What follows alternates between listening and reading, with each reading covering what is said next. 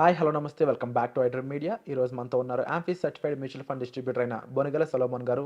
ముఖ్యంగా స్టాక్ మార్కెట్లో సెన్సెక్స్ యొక్క జర్నీ ఏ విధంగా బిగిన్ అయింది, ఇప్పుడు రైట్ నో దాని పరిస్థితి ఏ విధంగా ఉంది, ఎలాంటి ఈవెంట్స్ తట్టుకొని దాటుకొని ఈ రేంజ్కి వచ్చింది అనేది తెలుసుకుందాం సార్ మాటల్లో.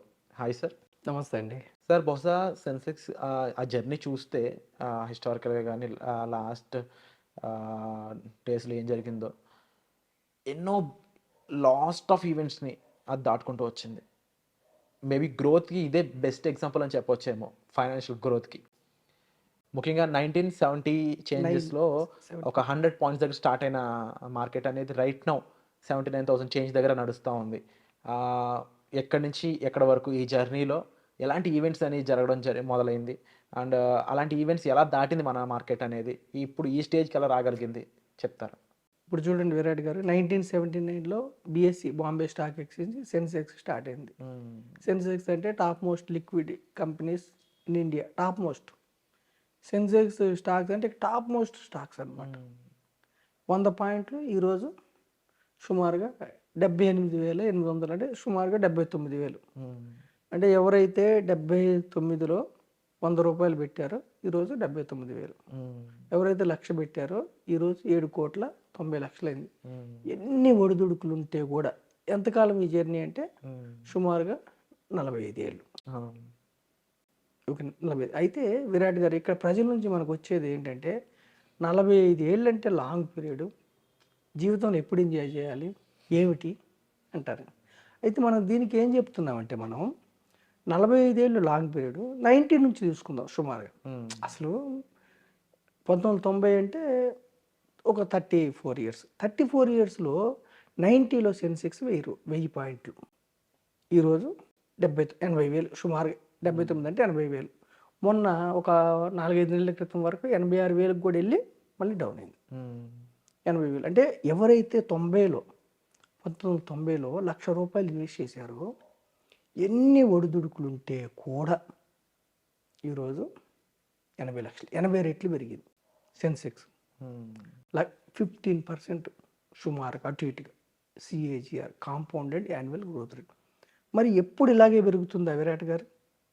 ఉత్థాన పతనాలు అంటే సెన్సెక్స్ పెరగటానికి, మార్కెట్ పెరగటానికి అనుకూలించిన విషయాలు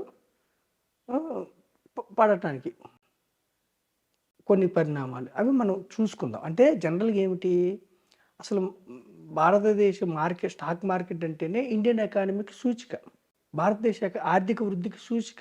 టాప్ మోస్ట్ సెన్సెక్స్ అంటే టాప్ మోస్ట్ లిక్విడ్ స్టాక్స్. ఇంకా మిడ్ స్మాల్ ఇన్వెస్ట్ చేసి ఉంటే ఇంకా ఎక్కువ వస్తాయి. కాబట్టి టాప్ మోస్ట్ 30. ఈ క్రమంలో అసలు ఏమి జర్నీ, ఏమేమి జరిగినాయి ఒక 20, అంటే మనకి గూగుల్లో చూసుకుంటే కూడా వస్తాయి ప్రజలకి. కాకపోతే మనం ఫినాన్షియల్ ఎడ్యుకేషన్, మన ఐడ్రీమ్ ద్వారా ఆర్థిక జ్ఞానం, ఫినాన్షియల్ లిటరసీ ఉంటే ఎక్కడ ఇన్వెస్ట్ చేయాలి, ఏవి రైట్ అసెట్ క్లాసెస్. ఎంతోమంది ఎంతో చదివి కూడా ఫినాన్షియల్ లిటరసీ లేకపోవటం వల్ల పెద్ద పెద్ద డాక్టర్స్ కూడా అప్పుల్లో ఉంటున్నారండి, పెద్ద పెద్ద సాఫ్ట్వేర్ ఇంజనీర్స్ కూడా అప్పుల్లో ఉన్నారు. Lack of financial awareness. Asset, ఈ సెన్సెక్స్ ఈ యొక్క ఎసెట్ ఏ విధంగా వెల్త్ క్రియేట్ చేసింది చూస్తే, 1990 నుంచి 91 మధ్యలో సెన్సెక్స్ 1000 పాయింట్లు దాటింది. ఓకేనండి విరాట్ గారు. తర్వాత 91 సుమారుగా ఆ టైంలో, అంటే ఇక్కడ మనము గ్రాఫ్ పరంగా చూస్తున్నాము, ఒక 6 నెలలు అటు ఇటుగా అవ్వచ్చు.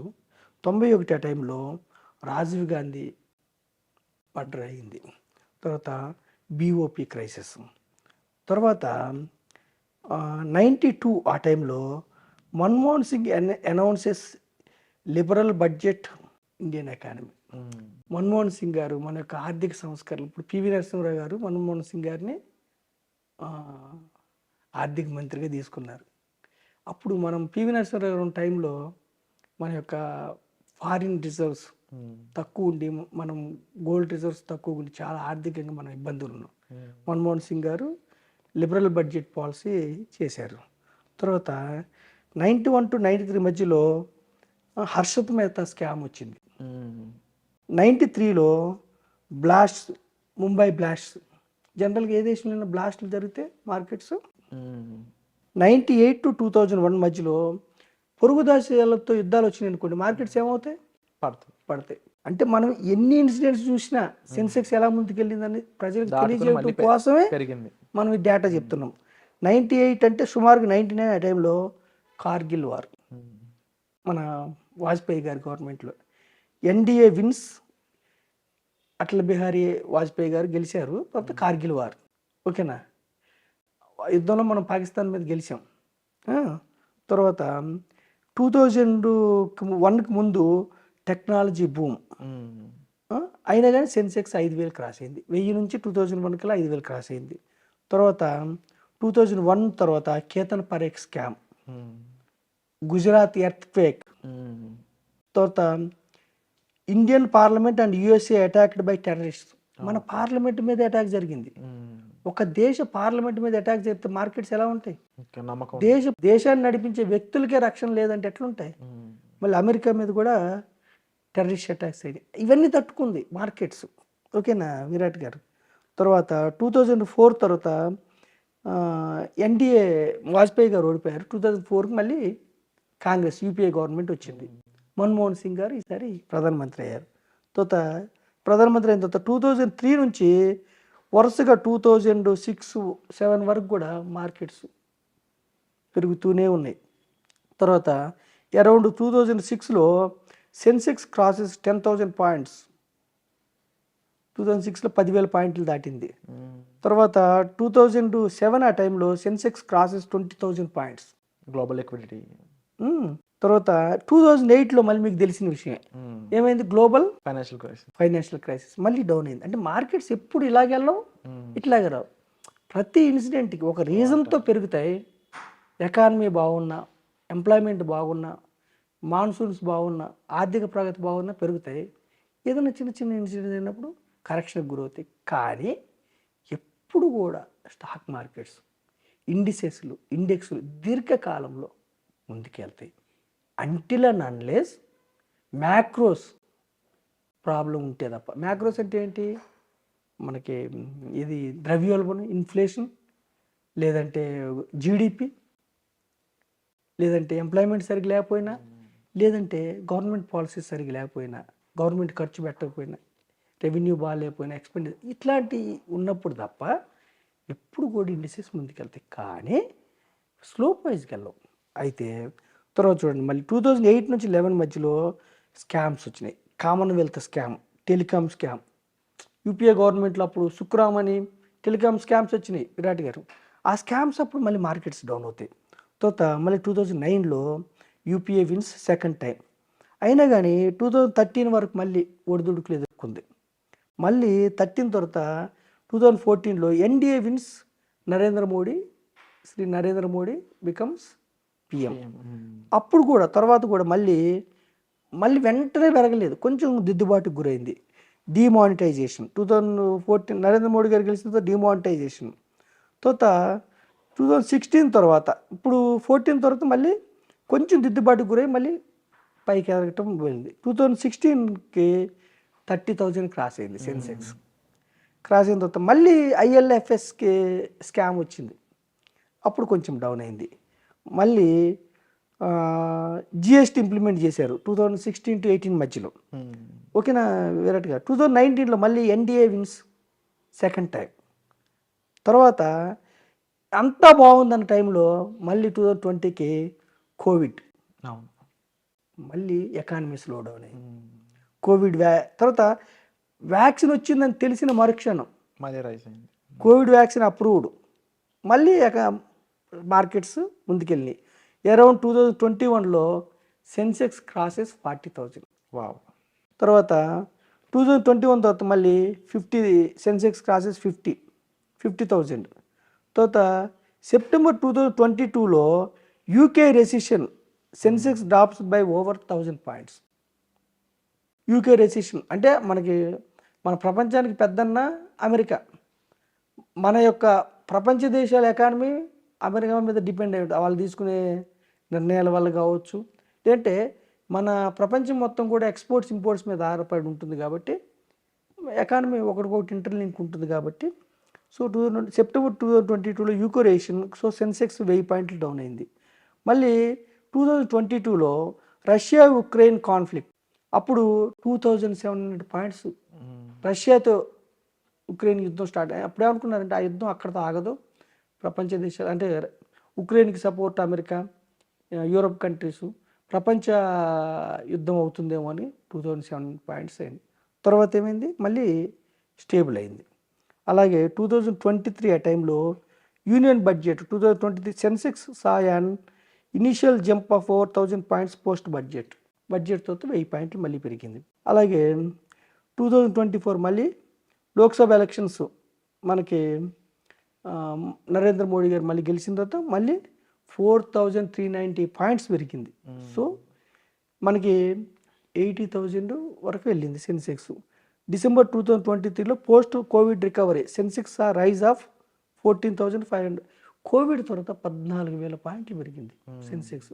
అంటే మనం ఇక్కడ చెప్పదలుచుకుంది ఏమిటంటే విరాట్ గారు, మార్కెట్స్ అనేది గ్యాంబ్లింగ్ కాదు, స్టాక్ మార్కెట్ గ్యాంబ్లింగ్ అది. గ్యాంబ్లింగ్ అంటే ఏంటి, మనకు ఒక నాలెడ్జ్ లేకుండా గుడ్డిగా చీకట్లో డబ్బులు ఇస్తే గ్యాంబ్లింగ్.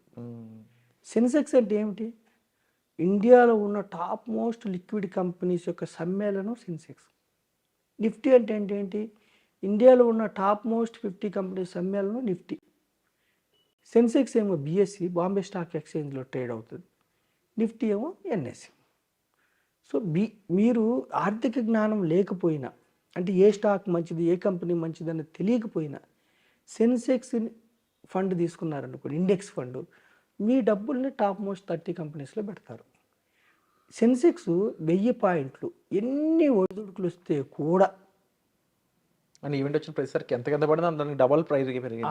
ఎన్ని ఒడిదుడుకులు వస్తే కూడా మన సెన్సెక్స్ ఆన్ యావరేజ్ 15% CAGRతో రిటర్న్ ఇస్తుంది. 15% అంటే ఏంటి, 100 రూపాయలు పెడితే 1 year తర్వాత 15 రూపాయలు జనరేట్ చేస్తుంది. అయితే ఇక్కడ ప్రజలు గమనించాల్సింది ఏంటంటే, ప్రతి సంవత్సరం 15 రూపాయలు గ్యారంటీగా జనరేట్ చేస్తుందా, చెయ్యదు. ఒక సంవత్సరం నెగిటివ్ కూడా వస్తుంది. యావరేజ్ ఇప్పుడు ఈ సంవత్సరం -15 వచ్చింది నెగిటివ్, నెక్స్ట్ ఇయర్ 30% అని చేసి యావరేజ్ చేస్తుంది. వరుసగా 2 ఏళ్ళు నెగిటివ్ వచ్చింది అనుకోండి 30%, ఆ థర్డ్ ఇయర్ జనరేట్ చేసి యావరేజ్గా ఎఫ్డీ కంటే ఎక్కువ రిటర్న్, ఎఫ్డీలో 6-7%, పోస్ట్ ఆఫీస్ కంటే ఎక్కువ రిటర్న్, ఎండోమెంట్ పాలసీస్ కంటే ఎక్కువ రిటర్న్ సెన్సెక్సే ఇస్తుంది. ఇంకా స్మాల్ క్యాప్ మిడ్ క్యాప్ ఫండ్స్లో రిస్క్ ఎక్కువ ఉంటుంది, ఇంకా రిటర్న్ ఎక్కువ వచ్చే అవకాశం ఉంది, కానీ గ్యారంటీడ్ కాదు. అయితే రిస్క్ని అర్థం చేసుకుంటే ఏమిటంటే, మార్కెట్ అనేది ఒక ఎసెట్ క్లాస్. అసలు ఎప్పుడు కూడా మన విరాట్ గారు, మన ఇన్వెస్ట్మెంట్ ఎలా ఉండాలంటే, మన ప్రజెన్స్ ఉండకూడదు. ఇప్పుడు మీరున్నారు, నేనున్నాను, మనం ఒక కంపెనీలో ఎంప్లాయీస్ అనుకోండి, మనం పని చేస్తూనే డబ్బు వస్తుంది, మన ప్రజెన్స్ ఉండాలి. నేను ఒక వ్యాపారం పెట్టాను అనుకోండి, ఒక షాపు, ఒక సూపర్ మార్కెట్, నేను ఉంటేనే డబ్బు వస్తుంది. అక్కడ పని వాళ్ళని పెట్టినా కానీ నేను లేకపోయినా డబ్బు రావాలి, అది ఇన్వెస్ట్మెంట్. నేను లేకపోయినా అంటే ఇన్వెస్ట్మెంట్ చేస్తే, అంటే సపోజ్ స్టాక్స్ కొన్నారు, ఈక్విటీ మ్యూచువల్ ఫండ్లు పెట్టారు, మీరు లేకపోయినా మీకోసం ఆ కంపెనీలో ఎంప్లాయీస్ పనిచేస్తారు, మీకోసం ఆ కంపెనీలో CEO పనిచేస్తాడు, మీకోసం బోర్డ్ ఆఫ్ డైరెక్టర్స్ పనిచేస్తారు. అంతిమంగా కంపెనీకి లాభాలు వస్తాయి. ఇప్పుడు SBI బ్యాంకులో షేర్ కొన్నారు, SBI స్టాఫ్ అంతా షేర్ హోల్డర్స్ కోసం పనిచేస్తారు, వాళ్ళేమో జీతం కోసం పనిచేస్తారు, కానీ అంతిమంగా SBI బ్యాంక్ లాభం వస్తే షేర్ హోల్డర్స్ లాభం వస్తుంది. అంటే ఇన్వెస్ట్మెంట్ అంటే ఏమిటంటే, నేను ఉండవసరంలా డబ్బుని సమకూర్చి పెట్టాలి. డబ్బుని సమకూర్చి పెట్టాలంటే ఆర్థిక జ్ఞానం ముఖ్యం, ఫైనాన్షియల్ లిటరసీ ముఖ్యం. మనం ఆ ప్రయత్నం చేస్తున్నాం, ఫైనాన్షియల్ లిటరసీ ఇవ్వడానికి మనం ఐడ్రీమ్ ద్వారా ప్రయత్నం చేస్తున్నాం. తప్పకుండా మీరు చెప్పిన ఈ ఈవెంట్స్ అన్ని చూసిన తర్వాత ప్రతి ఒక్కరికి అర్థం అవ్వాల్సిన విషయం, ఒక బౌన్స్ బ్యాక్ అనేది మన మార్కెట్స్ అనేవి చాలా క్లియర్గా ఎక్స్ప్లెయిన్ చేస్తూ ఉన్నాయి. అండ్ డెఫినెట్లీ మోర్ దెన్ ఈ FD, more than post office, more than any other financial investments కంటే కూడా ఒక సెన్సెక్స్లో ఇన్వెస్ట్ చేయడం అయి ఉండొచ్చు, ఈక్విటీ మ్యూచువల్ ఫండ్స్లో ఇన్వెస్ట్ చేయడం అనేది జనాల్ని ఎంతో ఉత్తీర్ణత వైపు తీసుకెళ్తూ ఉంటుంది ఫైనాన్షియల్గా. సో దానికి సంబంధించి ఎన్నో వివరాలు మనకి ఎపిసోడ్స్ ద్వారా సొలొమన్ గారు అందించడం జరుగుతుంది. స్టిల్ మీకు ఇంకా డౌట్స్ ఉన్నట్లయితే, మీ పర్సనల్ ఫైనాన్షియల్ గోల్స్ని రీచ్ అవ్వడానికి ఎటువంటి ఫండ్స్ మీకు కావాలి తెలుసుకోవాలనుకున్నట్లయితే డిస్ప్లే అవుతున్న నెంబర్స్ కాల్ చేసి మీరు సార్తో సంప్రదించవచ్చు. Thank you so much sir. Thank you అండి విరాట్ గారు.